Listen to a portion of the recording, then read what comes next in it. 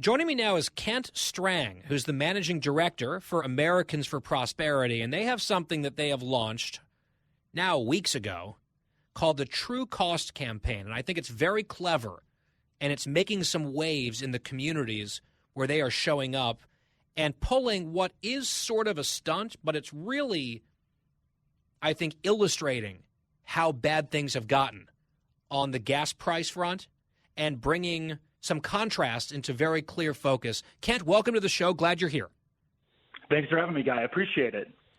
Please just describe for us, bare bones basics, what is the True Cost Campaign that Americans for Prosperity has put together, and then we'll get into sort of the reaction to it. Absolutely. Americans for Prosperity launched the True Cost of Washington campaign in April. And what we're trying to do is show Americans struggling with inflation and higher prices at the gas pump and at the grocery store that Washington's top-down policies are really to blame for the economic crisis. And so what does this campaign entail exactly? Sure. So we're traveling all over the country, having events, talking about inflation, talking about gas prices, and higher prices across. But the primary event that's getting the most attention is we're going to gas stations and we're dropping the price down from that national average of around $5 all the way down to $2.38. And folks might be asking, why $2.38? What's the significance of that? And it might be hard to believe, but that was the nationwide average of a gallon of gas the day President Biden took office. We want to show Americans exactly how damaging his policies have been when it comes to the pain they're feeling at the pump. So the average cost of a gallon of gasoline on January 20th, 2021 was $2.38.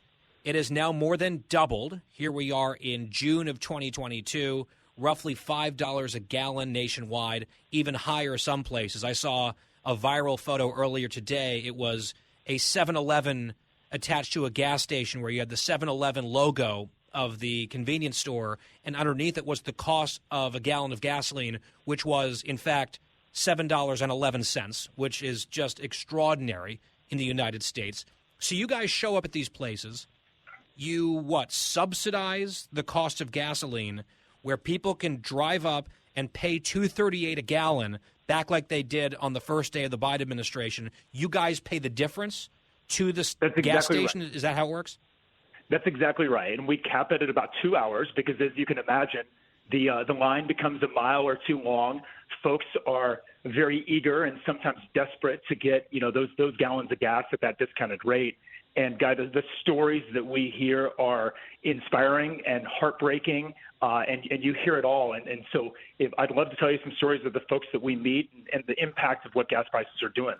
Yeah, I would love to hear that. I'm just still trying to envision exactly how this works because it's an amazing idea. You guys work it out in advance. You agree to pay the difference. And, of course, this whole push has gotten more and more expensive for AFP as gas has gotten more and more expensive. But I think it's also probably gained more attention and interest because people are hurting. The pain has gotten worse for them. So do they put up on their big sort of billboard outside the gas station? With the marquee, yes, absolutely. Yeah, with the marquee that changes every day, do you have them bring that digital number down to 238? We sure do. Every single station, they change the marquee down from the current price to 238, and sometimes they do it manually where they have to drop the number down by penny, and it seems to take longer and longer to drop it down to 238 each and every time we do it. So definitely visit our website at Americans for Prosperity to see some videos of those prices dropping. And then does word just get out organically? Do you guys advertise this, or do people just start calling their friends or texting their friends? Dude, I was just at this BP station down on whatever road. Gas is at half price right now for some reason. Get down here. How does this work exactly? Because you said the lines get very long very quickly. All of the above. So we do a media release because we want television crews to come so we can talk about what we're doing and connect folks to why we're doing it. But also, as soon as that line opens, it's mad dash on cell phones to text their friends and their neighbors and encourage them to get in line. Now, the problem is when people are lining up hours in advance, sometimes we don't get through to absolutely everybody. But yeah, I mean, they're pretty wild events that I would encourage everybody to come and check out, because there's, again, long lines, folks anticipating it, calls, you name it. Folks are trying to get gas at this rate, which was pretty common a year and a half ago. Yeah, I understand, right? People are struggling right now. So if they have this respite, whatever the reason might be, they want to be there. They want to take advantage of it. What are you hearing from some of these people? Because I'd imagine there's probably some conservatives who are like, hey, this is great for me. Plus, you're making a point about Biden and the energy policies. I love this. There are probably some other folks who are apolitical or even left-leaning who might not be in love with your mission at Americans for Prosperity, but they also can't really argue with the savings that you're providing by making this point and illustrating it the way you are. What's the reaction that you're getting sort of across the board from people? Across the board, the reaction is incredibly positive. You know, folks understand what we're doing and why, and we try to connect them to that. But more importantly, folks know that Washington has failed them. Washington has had out-of-control government spending. They put red tape all over, so it makes energy costs more expensive. I mean, folks are really connected to Washington has caused this problem, and by overwhelmingly supportive of what we're doing. Have you had any examples where a leftist shows up for the savings, then realizes it's some sort of conservative stunt, and they refuse to pay the cheaper price? That has not happened. Huh. Isn't that interesting? Hasn't happened. Ultimately, it really does come down to dollars and cents for people. So you've been doing this since April. This has been going on for months. As I said, the price has just been ticking, ratcheting up because of what's happening across the whole country and refinery issues, supply issues, everything that we've been discussing on this show for a while. How long are you guys going to keep doing this? I know that you've got some dates coming up in Virginia, in Nebraska, in Pennsylvania, in Missouri. How are you selecting the places to go?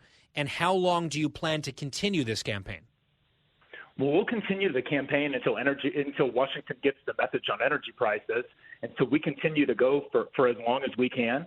And you're right, we're going to be on Wednesday. We're going to be in Omaha, outside of Pittsburgh, in Kansas City, and then on Thursday we'll be in Fisherville, Virginia. And so this really comes down to finding station owners, predominantly independently owned stations that want to partner with us. And so we have a number of places that we're going to go. We're going to continue all summer long and drop gas prices and roll back prices as often as we can across the country. Do you ever get local officials, congressmen, governors even interested, saying, hey, I want in on this. This is making an important point. I oppose the policies of the administration. Let me show up and talk to voters. How has that looked? Sure. We have had members in their official capacity. We had Congressman LaHood and Congressman Davis of Illinois, and I believe tomorrow in Omaha, Governor Ricketts will be there with us. And so members of the Hill and elected officials are certainly interested in this and talking to their constituents about the prices and what Washington can do to bring them down. Yeah, I mean, I just think it is so smart to do it this way. It's so stark. It's not ancient history.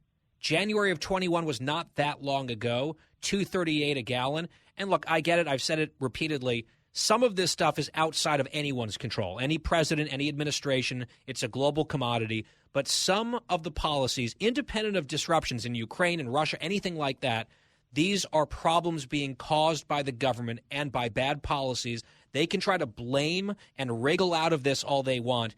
People are experiencing in their lives this reality, and it's a very difficult one.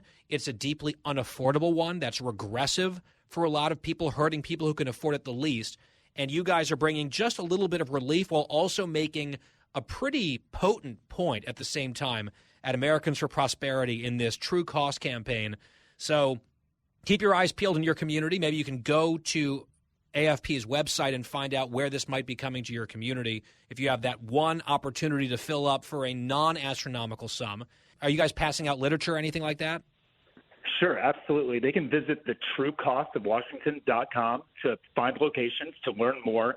And, Guy, you talked about how it's impacting those who are the least fortunate. When we were in Fredericktown, Missouri, we met Lisa. Lisa is a cancer patient, and she drives over 100 miles round trip to St. Louis for her treatments, for her care. And she told us she's spending $120 per week for treatment. And Missouri is a relatively low cost for cost for gas in that state. But when you couple that with the grocery prices that she's paying, she and her family are barely getting by, and it's heartbreaking stories of folks who are really struggling with day-to-day costs of groceries and gas, and it's important to hear and share those stories and with our elected officials and policymakers. She's spending $120 a week just to get to and from her treatments. Yes. Oh, I mean, that is tough. And that's one of those stories that you need to think about. And I think that policymakers need to think about. This isn't academic. This isn't just a political storm of pointing fingers. This is affecting real people in very real and tough ways. So I think that the way that this is being highlighted is very clever. AFP, Americans for Prosperity, I think doing a really good job, probably driving certain people crazy because they don't want people to have this juxtaposition so clear, but it is what it is. And I hope you guys keep it up, Kent. It's a really good idea. Absolutely. Thank you, Guy. Thank you for having me on, and we'd love to have you at an event with us sometime. Yeah, I would love to see this. It sounds pretty crazy, and it sounds in its own way fun. It's almost like this quick throwback that you can experience for 2 hours only, courtesy of Americans for Prosperity and their True Cost campaign.